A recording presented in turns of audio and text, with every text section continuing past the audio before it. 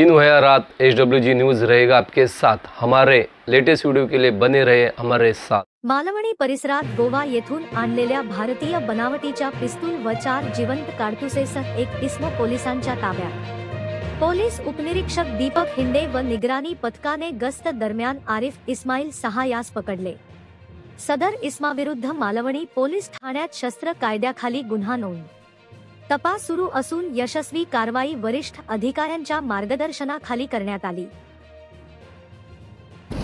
दिनांक 11/7/2025 ला आपले जे गुंडा पथक आहे डॉक्टर दीपक हिंडे आणि त्याचप्रमाणे सर्व्हेलन्स टीम त्यांना मालवणी पोलीस स्टेशनच्या हद्दीमध्ये एक संशयित इसम जायचं वय वर्ष 32 ते 38च्या दरम्यान आहे आणि तो कमरेला एक वेपन जे पिस्टल असतं ते खोचून फिरतो। या अनुषंगाने आपल्याला गोपनीय बातमी मिळाली होती।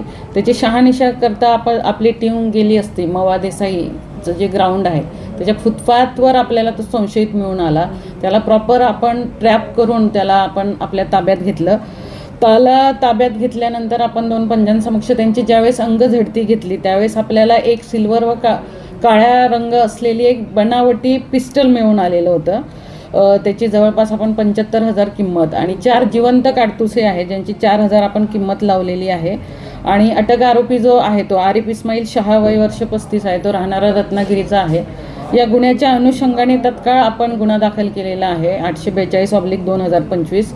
आर्म्स ॲक्टची कलम लावलेली आहे, आर्म्स ॲक्ट 325 आणि महाराष्ट्र पोलीस अधिनियमची 37(1)(a) 135 अन्वये आपण दाखल केला आणि त्या अनुषंगाने अजूनही त्याच्याकडे काय आपल्याला माहिती मिळते का तपास चालू पुढचा। आरोपीचं बॅकग्राऊंड काय आहे?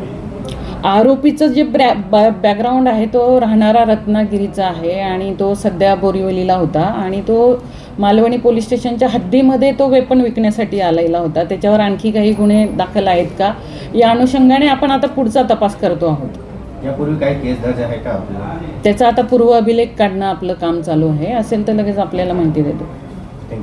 आपल्या विभागातील सर्व घडामोडी जाणून घेण्यासाठी SWG न्यूज चॅनलला सबस्क्राईब करा व बेल आयकॉनला क्लिक करा।